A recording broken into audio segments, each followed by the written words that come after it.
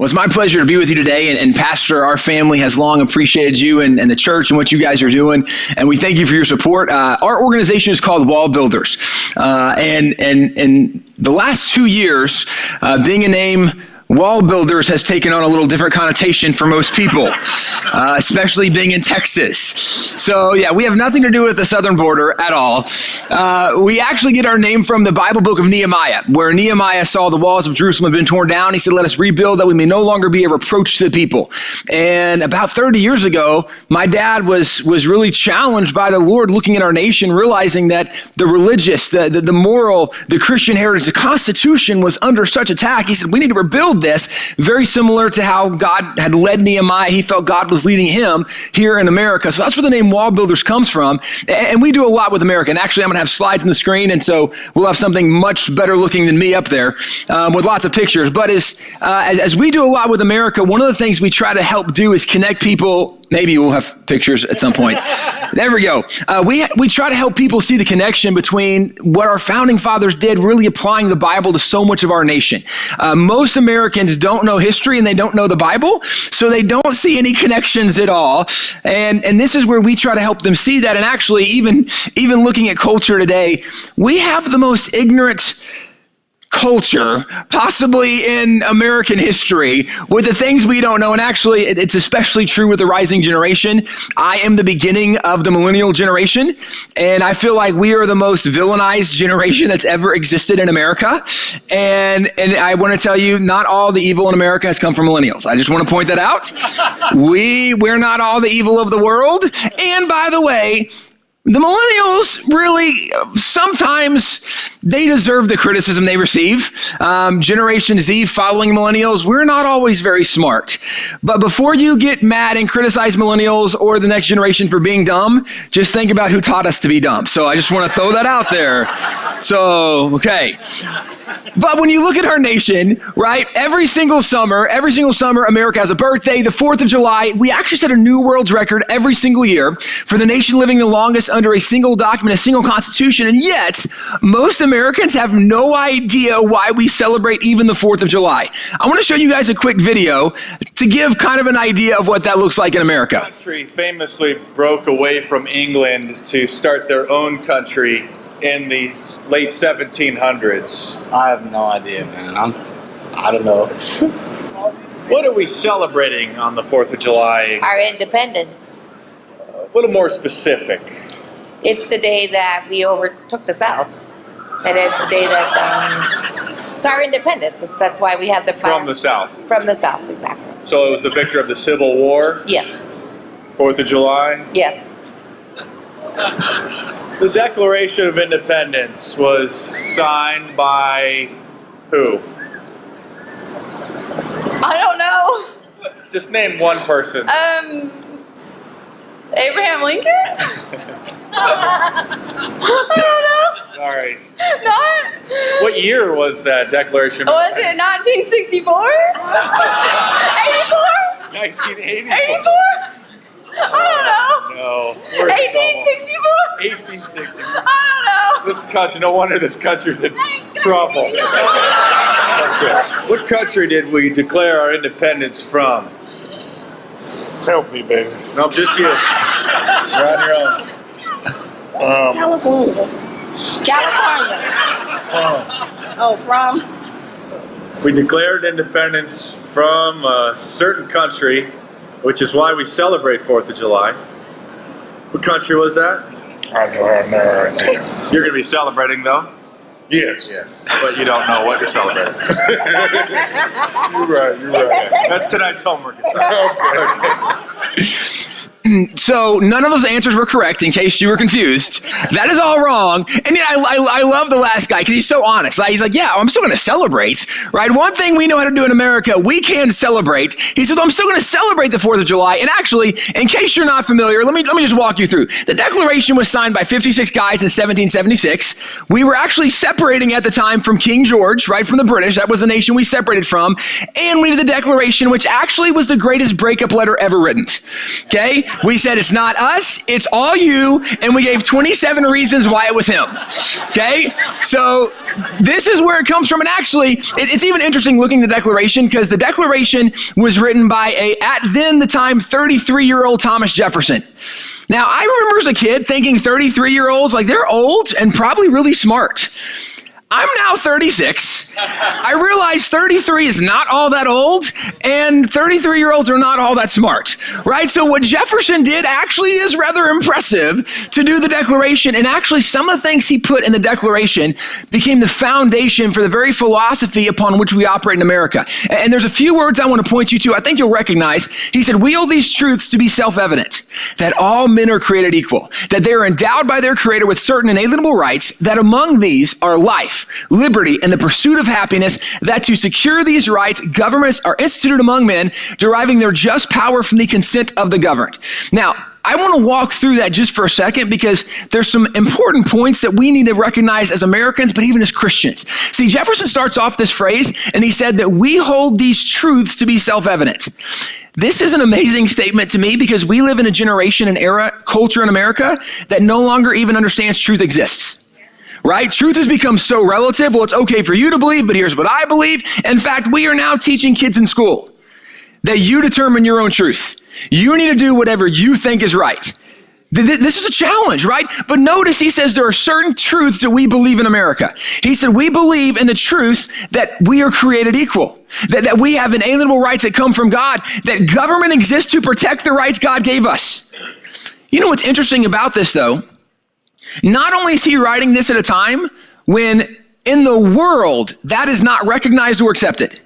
Understand, world history, right? Not just America. In the world, people were not viewed as equal. Even today, in much of the world, right? People are not viewed as equal. The idea that our rights come from God, not from, this is the era of monarchs, right? The era of the king. No, rights come from kings. Or the idea that government's primary purpose is to protect. Right? No, the king thought you exist for his benefit. No. King, you're here to protect us. This is a novel concept. And notice what Jefferson said. He said, we hold these truths to be self-evident. Self-evident means obvious. Now, I, as an American, used to think that these were obvious truths. Well, yeah. I mean, we're created equal. Well, yeah. I mean, we have rights from God, and government's job is to protect us. I thought those were obvious, but you know, when Jefferson wrote this, it's worth noting it was not obvious to the king. That's why he had to explain it. And so if we ask the question, who is it obvious to? It's really interesting, because start thinking about the world. Is it obvious to the rest of the world that all people are created equal? It's not. In fact, go to the Middle East or Africa. See how men and women are even treated differently. Although Saudi Arabia, you know, they made a really big step this summer. They actually gave women the right to drive. Now, that's yet to be determined if it's a good decision, bad decision. They have not. No, not from me. No. You just understand. Okay, here's what's funny, though. Do you know how many licenses they've issued to females since they passed that law? 9. Oh, it gets better. The woman is also not allowed to drive unless her husband's in the front seat with her. Okay? So see, we think equality is a normal thing in the world. It's not. Or the idea that government exists to protect your rights. Do you think in North Korea, they believe that our rights come from God, or government's job is to protect those rights? Right? Do you think in China, they believe that we have inalienable rights that come from God, or do they think rights come from government? Even sometimes in Washington, D.C., right? They're not even sure where our rights come from. You start thinking about this. I remember several years ago, I was on a mission trip in Guatemala. And we were actually doing some building at an orphanage. And so we were building a new facility. And so we were doing plumbing. So there's a bunch of guys working on this. And I took several years of high school Spanish, but it's been a long time. I don't speak Spanish very well anymore. And so they wrote me a list of all the supplies I needed. They gave me the Spanish word for it. I said, great, no problem. I'll walk down, I'll pick it up, and I'll come back. So I was going to the hardware store, and the missionary said, now before you leave, he said, put this $5 bill in your pocket and put all the rest of the money in your sock. He says, that way when you're walking, he says, when you get robbed, you just give them the $5 bill, you go on, you get there, you pull the money out of your sock and you pay for it. I said, wait a second. You said when I get robbed, not if. He said, well, yes, because it's obvious that you're not a Guatemalan, and if the police or the military see you, they will come and they will arrest you. They will threaten to throw you in jail unless you give them all the money you have.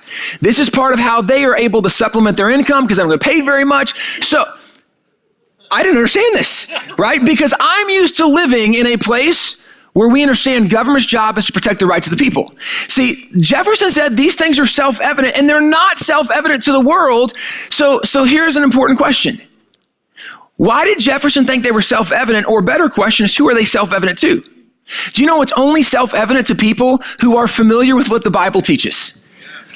Think about the idea. Why do we believe all people are created equal? Because if you go back to Genesis 1, 26 and 27, it says God created them in his image, male and female, he created them in his image, he created them.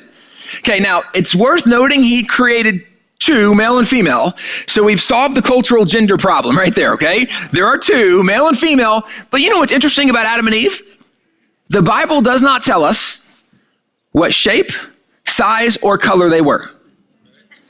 Because that has nothing to do with the value of humans. And we live in a culture, right? We've confused. No. The reason we believe we are created equal, the reason we believe in equality is because of what the Bible teaches. Or the idea that our rights have come from God. Why do we think this? Well, let's go back to the Garden of Eden, right? When Adam and Eve are walking and talking in the Garden of Eden with God, do they have the right to life or liberty or the pursuit of happiness? Every right that we enjoy, God instituted at the very beginning. Our rights came from God because at this point there was no government, right? So our rights have come from God, or the idea that government's primary job is to protect the people. Do you know the earliest recorded government in all of human history, the earliest law ever given to humanity in recorded human history actually happens in Genesis chapter 9. This is when once Noah's landed the boat on Mount Ararat and he gets off and God gives him what's called the Noahide laws, part of the Noahic covenant. And God tells him, if man sheds blood, by man his blood shall be shed. Why was God telling them, we will not tolerate murderers? Why? Because people that are taking the inalienable rights that I've given you must be punished. God created government to protect the rights God gave man. This is very interesting. See, Jefferson said these are self-evident truths. It's only self-evident to people that know the Bible. And this is where it's interesting. If we back up to the Declaration, most people don't even realize how much the Declaration was shaped by the Bible. There was a historian back in 1953, Clinton Rossiter wrote a book called The Seed Time of the Republic. Now, he was a professor at Cornell University. He was the head of the history department. And in this book, he outlined the 6 most influential thinkers that brought ultimately the Declaration, the revolution about. He said that these are the 6 people most responsible. He said you have Benjamin Franklin, Richard Bland, the Reverend Thomas Hooker, the Reverend Roger Williams, the Reverend John Wise, and the Reverend Jonathan Mayhew. He said those 6 people are the ones who came up with all the ideas that led to the revolution, that led to the Declaration, etc. Now, what's interesting is only 2 of them were politicians, right? 4 of them were pastors. Now, they were very politically involved, but 4 of them were ministers of the gospel. Most people today could not say what influence pastors had on the founding of our nation or the Declaration. So let me give you an example. If we look at the Reverend John Wise, he was actually a pastor back in the late 1600s, early 1700s. We have several of his old sermons and writings, but back in 1717, he came out with a book of sermons, and he had several published volumes of sermons. One volume was from 1717, and in these sermons, he actually preached a sermon where he says that taxation without representation is tyranny. He preached another sermon where he said that God's preferred form of government is the consent of the governed. He preached another sermon. He said all men are created equal and endowed by their Creator with certain inalienable rights. Now, if you know the Declaration, all those phrases appeared verbatim in the Declaration, which is now he wrote this. This was in a book of sermons from 1717. So how did sermons, right, half a century before the Declaration, make it to the Declaration? Here's what's interesting. We have a book of his sermons, and that book is actually from 1772. Why were they reprinted in 1772? Well, they were reprinted by the Sons of Liberty, because the Sons of Liberty are the ones who were fighting for freedom, and they said the American colonists need to understand where freedom comes from. who wants us to be free, how our freedom should look, how we should. So they said every American needs to read these sermons. So they began publishing and reprinting all his old sermons. Those went throughout the colony. So in 1776, when we did the Declaration, it's literally verbatim quotes from these early pastors, John Wise being one of them. In fact, other historians throughout American history used to recognize this. You have people like B.F. Morris, who was a historian back in the 1860s. He said some of the most glittering sentences in the immortal Declaration of Independence are almost literal quotations from the essay of John Wise. It was used as a political textbook in the great struggle for freedom. Now, I point this out only to acknowledge that historians used to know. We used to talk about, it was pastors who led us to the freedom we found as Americans, right? The struggle for independence. Pastors did this. In fact, jump forward 150 years. Calvin Coolidge is president. As president of the United States, on the 150th anniversary of the Declaration, he went to Independence Hall, which is where we wrote the Declaration, and he delivered a speech. And in this speech, he acknowledged the people who really influenced the Declaration. And this is what he said about John Wise. He says, the thoughts in the Declaration can very largely be traced back to what John Wise was writing. Here was the doctrine of equality, of popular sovereignty, and inalienable rights asserted by Wise. Even presidents used to know that our declaration, that our founding was because of the influence of pastors. Today, most people, we look at the history of our nation and go, no, these guys weren't shaped by pastors. Sam Adams is a great example. Sam Adams was one of the leaders of the Sons of Liberty in 1772. He's one of the guys helping reprint these sermons. Okay, so he's one of the leaders. In fact, he's known as the father of the American Revolution. And that title is important because when I speak to young people today, you know, there's only one thing college kids know about Sam Adams. He's the beer guy, right? We love him, beer. Like, okay, no, like settle down, right? It's more important. He was the father of the revolution. It was him who was one of the chief leaders of these Sons of Liberty, like the Boston Tea Party. Yeah, he's one of the guys behind that. He's one of the leaders of the Sons of Liberty. Well, he was asked in the midst of their struggle for freedom about how they viewed freedom, why they were fighting the way they were fighting. And here's part of what he wrote in a letter I think is very telling. He says, the rights of the colonists as Christians may be best understood by reading and carefully studying the institutes of the great lawgiver and head of the Christian church, which are to be found clearly written and promulgated in the New Testament. Now, what he just said is if you want to understand the way we view our rights as Christians, as colonists, he said the thing you ought to do is read your Bible and study the life of Jesus, because that's why we believe the things we believe. This is significant because today, right, most people say, wait a second, the founding fathers, they weren't religious. They didn't believe in God. They wanted a separation of church and state. So let me just give you a few examples of people we don't know today. At least we don't know their stories. For example, John Adams, we know his name. We don't know much of his story. So John Adams was a very outspoken Christian almost his entire life. One of the things he said about faith in his own life, he says, I've examined all religions and the result is that the Bible is the best book in the world. Okay, you know what's interesting today is one of the dumbest bumper stickers that I see even Christians put on their car is one that says coexist. Okay, I don't know if you've seen that. That is idiotic. Okay, because and by the way, so they use different religious symbols to spell out coexist, right? So all the religions are there. Here's what's crazy. Of those religions, which ones believe in coexistence? Only those based on a Judeo-Christian ethic. Jews and Christians. Because Muslims don't believe in coexistence. The atheists don't believe in coexistence. Wait till Kelly Shackelford's here next week, right? They don't believe in coexistence, right? I mean, you start going through the list, and here's what's crazy is we in our culture teach a moral plurality that all religions are equal. They're not. But you know, most people haven't studied enough to know there's a difference. He says, I've examined all religions. Right? I've pursued truth. I've looked to see what's there, and nothing compares to the Bible. In fact, he went further. He said, suppose, if my computer catches up, there we go. Suppose a nation in some distant region should take the Bible for their only law book, and every member should regulate his conduct by the precepts there exhibited. If people would just live according to the Bible, what would happen? His conclusion was, what a utopia, what a paradise would this region be? I want you to think for a second. Let's pick Chicago. How would Chicago be different if they just started following the Bible? Right? Their weekends might look a little different. This is what's interesting. He says if people would just follow what the Bible teaches, this is a founding father. Right? Today, most Americans have no idea these guys any of them were Christians or promoted Christianity. And in fact, I think John Adams' son says it even the best. John Quincy Adams went on to become the 6th president of the United States, but he talked about his view of the Bible. Even as a kid growing up, here's what he said about the Bible. He said, with regard to the history contained in the Bible, it's not so much praiseworthy to be acquainted with it as it is shameful to be ignorant of it.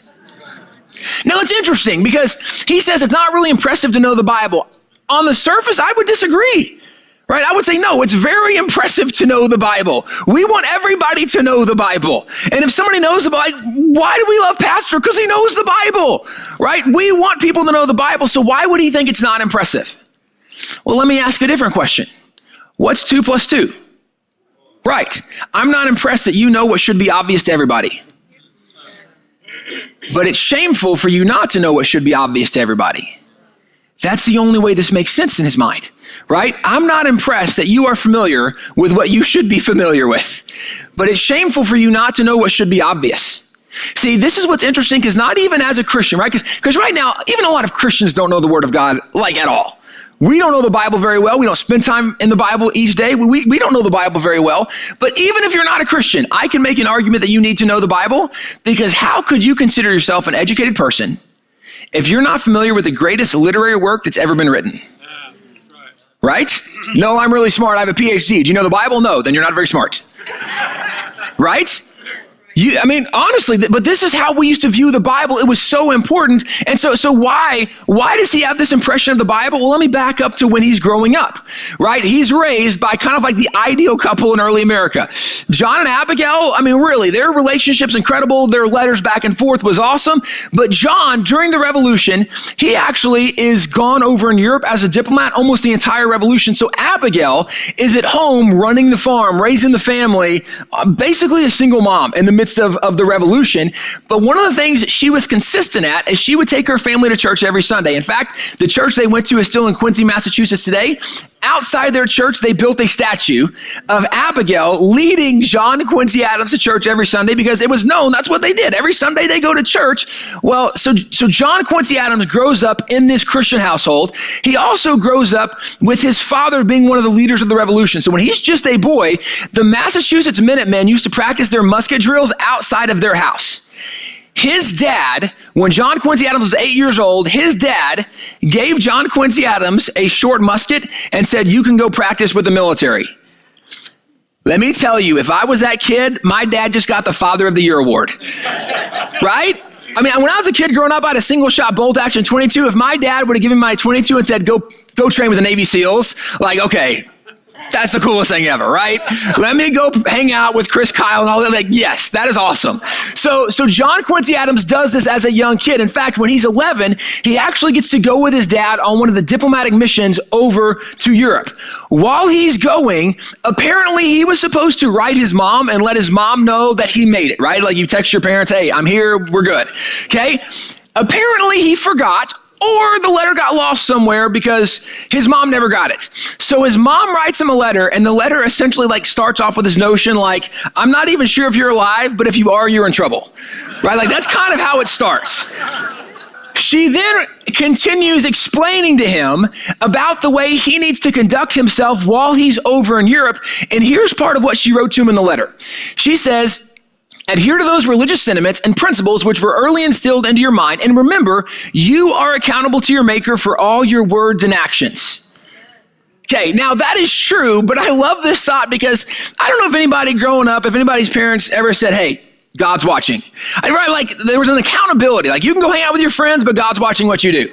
Right? This is what she tells them. I'm not there, but God's watching you. It's kind of funny and kind of cool all at the same time. But then she goes on and tells him something else. And this is where, to me, the letter gets very interesting. She says, dear as you are to me, I had much rather you should find your grave in the ocean, or an untimely death crop you in your infant years, rather than see you an immoral, wicked, or graceless child. Okay. I would rather you drown in the ocean, love, mom. But let me point something out. See, one of the things the Bible tells us, Proverbs 22:6, it says, train up a child in the way they should go. When they're old, they won't depart from it. What she is doing is instilling in him an eternal perspective, right? Because eternity is much more important than your temporal happiness right now. So you understand, it would be better for you to die young, full of faith, than to have a long life, rejecting God, walking away from the faith, living as a heathen, immoral person. I mean, this is kind of amazing. She's telling her son, right? But this is the upbringing he gets where he has this eternal perspective.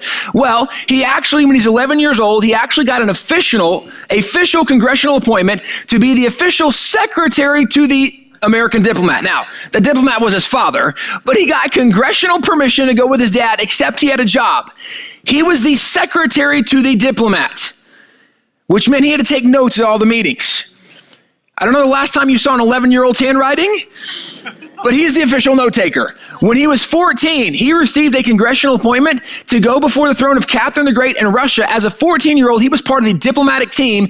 His job was to be the official translator, because as a 14-year-old, he was already fluent in 6 languages. It's not bad for a 14-year-old, right? When he grows up, maybe he'll become something special, but 14 is not bad.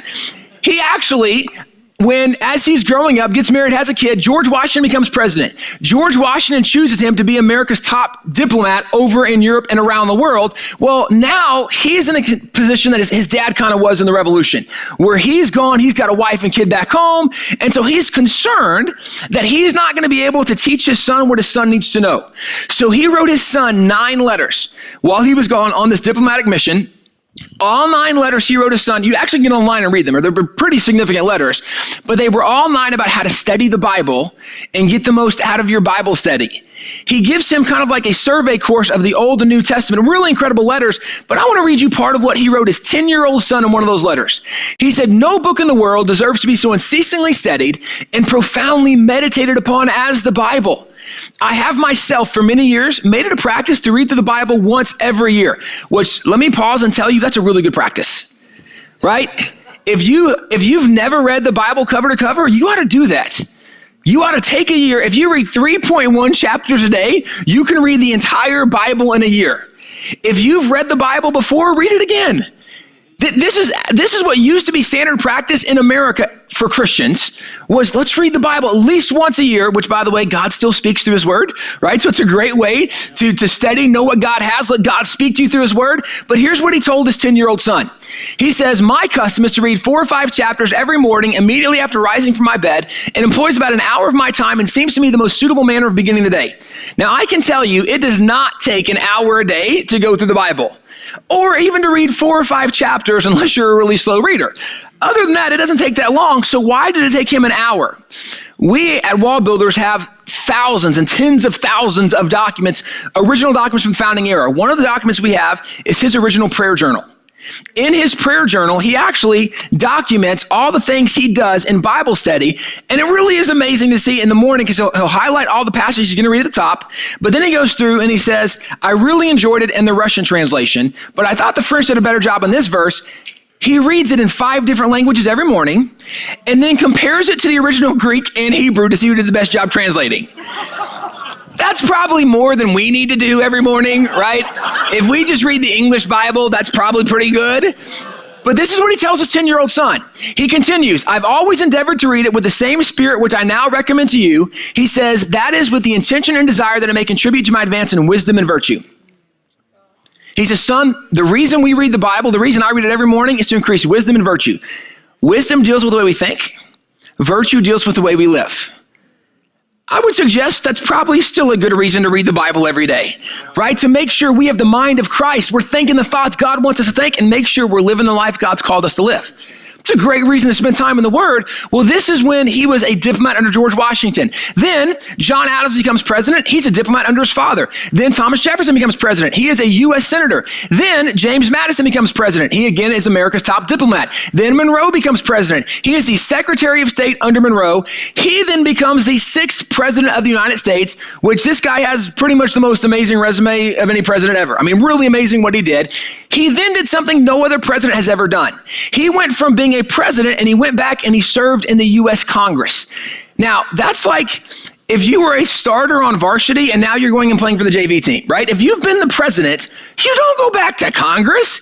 The reason he went back, he says there's a great evil in America that must be remedied, and it was the evil of slavery. He became the leader of the anti-slavery movement in America. He actually got the nickname the Hellhound of Abolition because he fought so hard. That was his one issue. Well, while he was there, he's actually the guy that there was a case that came before the U.S. Supreme Court. It was the Amistad case. There actually was a famous movie done about this Amistad decision, where there was a group of blacks who were captured in Africa. They were sold into slavery, and the voyage over, they actually committed mutiny, self-defense, right? They're fighting for their freedom because they were kidnapped. And so they get free, but the ship makes it to America. When they get to America, the two sailors they left alive to sail the ship start yelling and screaming mutiny. So all of them are captured. It goes to trial, and the trial is, did they actually commit mutiny, which is a capital offense? You'll be put to death for mutiny, or was it self-defense because they were illegally kidnapped? Well, the slave trade was already illegal in America. John Quincy Adams is the one who argued this decision before the U.S. Supreme Court. At that time on the court, 7 of the 9 justices owned slaves, and 1 more supported slavery. Only 1 was anti-slavery, so this is not an easy place to argue, right? In the midst of trying to get these men free, he argued and won the decision. He's also the guy who, when Texas was going to enter the Union, he filibustered to keep Texas from entering the Union because he says, we don't need another slave state in the Union. We're trying to get rid of slavery, not add slavery. Now, I'm grateful he did not win, right? Like Texas, but he wanted to make sure we didn't have more slaves. Well, this is kind of what he does as a leader of the movement. In fact, one of the things Congress still allows you to do is congressmen can bring petitions for the redress of grievances. And so as the leader of the anti-slavery movement, when anti-slavery people in America wanted Congress to pass a law, they would send those grievances in. Well, he got them and present them to Congress. One morning, he presented 900 anti-slavery measures.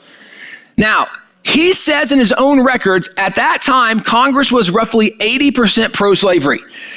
So to try to end slavery with people that support slavery, that's not very popular.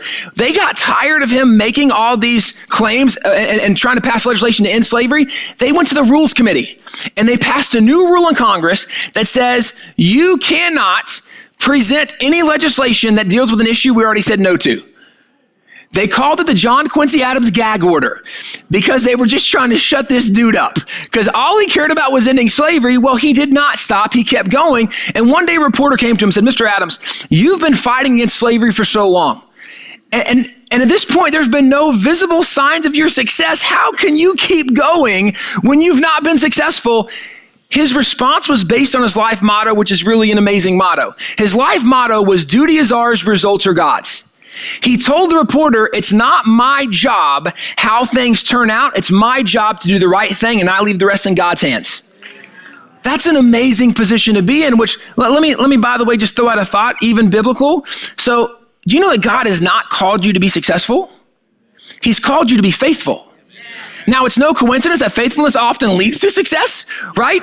But understand, God's called us to be faithful, and we leave the rest in God's hands. This is what he tells the reporter. Well, he was in Congress for 17 years. His 17th year, his last term, he only served 3 months because he actually had a stroke during his last term and actually died shortly thereafter. But his last term, there was a freshman who was elected to Congress, because Congress, every 2 years you have elections. There was a freshman elected, and so this freshman heard John Quincy Adams, the leader of the anti-slavery movement, give speeches against slavery.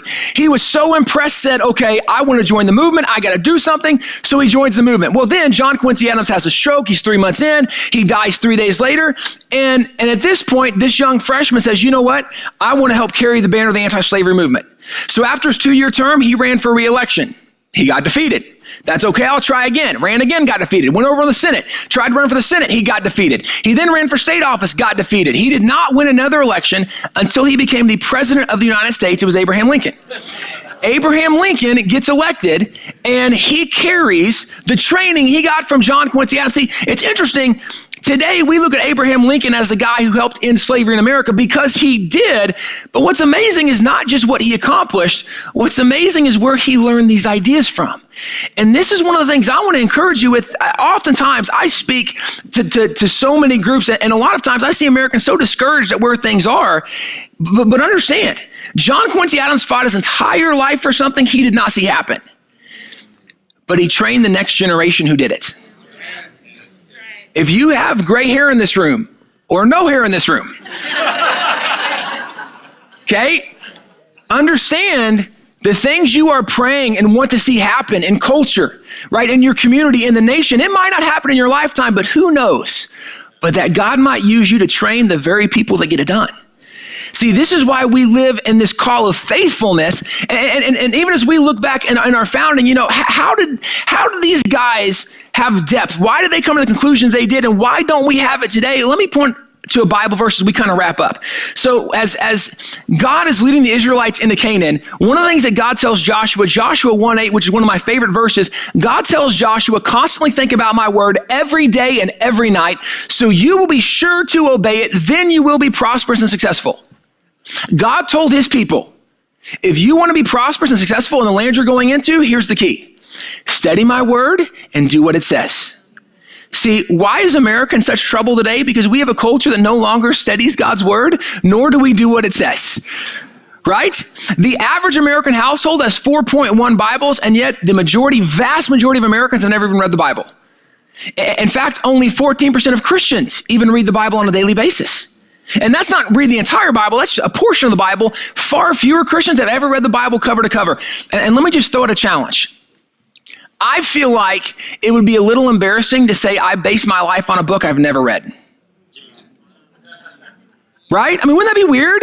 If I said, you know what, I base my life on To Kill a Mockingbird. I've never read it, but I heard it's a good book. That would be weird.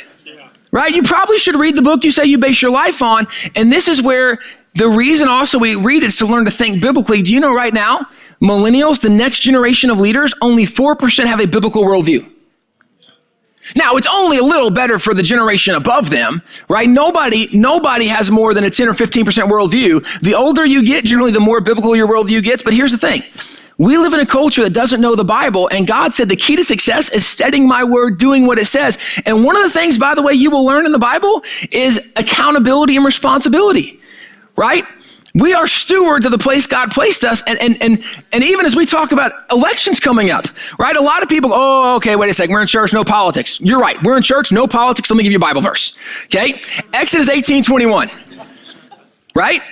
We probably know what it says. Choose out from among you able men, such as fear God, men of truth, hating covetousness, and place such over them to be rulers. Do you know what's interesting? God even told his people, when it's time to elect officials, here's the kind of people you need. You need people that are able, that fear God, men of truth, and hate covetousness. You know what's interesting? Even in this list, that the very first thing he says is capable or able. Why? Because I don't care how much you love Jesus. If you can't get the job done, you will not help us. Right? You need to be capable. But if you are capable, now I want to see, do you fear God? And here's why that matters. Because if you don't fear God, you will think government is the one who gives us rights and controls us. Nope. I need someone that understands government is not God. There is a God and it's not government. But then I need someone that's going to have integrity, right? We've elected enough people who say they're going to do something and don't do what they got elected to do, right? They don't keep their word. No, you need to be someone of truth and hate covetousness. You're not in it for selfish gain. You're not trying to promote your name and be, no. You are here to protect me and my rights, right? That's your job, not take my stuff. But this is what's interesting is even thinking biblically applies so much more than a lot of what we think it does today. And we could literally spend weeks talking about this stuff. But I want to encourage you, if you want to know more, we have a website, wallbuilders.com. We actually have a few resources out on the table. We have a Bible, a Founder's Bible, actually goes through and documents every time the founding fathers talked about how the Bible shaped culture or policy, education. We just took that quote and we footnoted it right beside the verse they use. It really is an amazing way, not just to study the Bible, which is important, but to see how the Bible shaped America. And we have all kinds of other stuff. We actually have it on digital form. We're also all over social media, so you can follow us on social media. We do lots of short videos talking about some of these people from history or moments from history. But let me finish with a challenge as we wrap up this morning. One of the things the Bible tells us in Psalms 33:12 is, blessed is that nation whose God is the Lord. Why has America enjoyed more blessings, more freedom, more prosperity than any nation in the history of the world? I would contend because we've sought to be more godly than any other nation in our lifetime has. But right now, we have a very secular generation who doesn't really know God or care about the things of God, and therefore it will impact our nation the same way. One of the things God told Jeremiah when he was in captivity, he said, pray for the peace of the land which you are dwelling, because when it goes well with the land, it will go well with you. Because I talk to a lot of people and go, okay, I care about Jesus, not America. You're a little confused, right? Because this is the land you live in. And by the way, it doesn't matter what land you live in. If I lived in Kenya, I'd pray for Kenya to be godly and righteous, right? If I lived in Saudi Arabia, I'd pray for Saudi Arabia to be godly and righteous, and I would do everything I could to help my nation get there and to tell other people about it. And so here's where I'm going to leave you with a challenge. We live in a culture that is darker now than maybe it's ever been, at least since the Civil War. We have a very divided culture who doesn't know what truth is, and this could be a cause for concern, but I will tell you, I've never been more excited to be a Christian in America today. Because if you walk in a room and it's dark, what do? You turn on the light. Jesus said, you are the light of the world. This is an exciting time to be an American because we are the solution for every problem, and culture's never been hungrier for truth. But if we're going to be able to give them truth, we have to actually know truth, which means we need to study the Word of God. If you've never read the Bible cover to cover, read the Bible cover to cover. If you've done it, do it again. We have to be people who know the Word of God so we can lead the culture into truth, which ultimately benefits not just us and our family, but the nation and future generations. Thank you so much, Pastor.